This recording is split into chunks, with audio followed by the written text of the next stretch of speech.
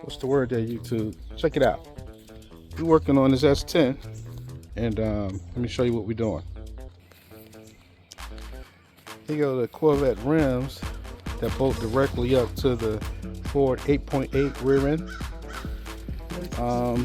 I can't remember what year these are, but they are pretty wide and they are super light. Look at how wide this tire is. And this is a Nitto 305 4518. And let me tell you, my S10 spin these things like nothing. So the project today was to get this rear end aligned. So originally when I bought this rear end, it's an 8.8 out of, I think it's a Ranger or something, but no, Explorer. So I had to get into the truck, and then I had to actually make this super wide rear end fit underneath my S10.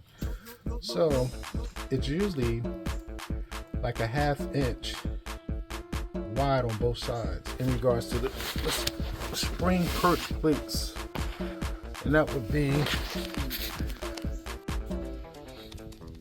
the spring perch plate, and that's this guy right here.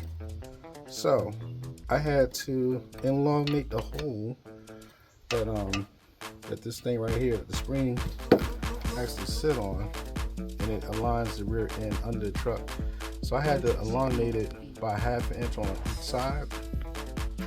Before, it was a lot of preload, so the springs were actually pushing outward on each side, and it was quite a bit because I noticed it was rubbing the cow tracks. It had the springs rubbing the cow tracks because it was trying to push outward too much.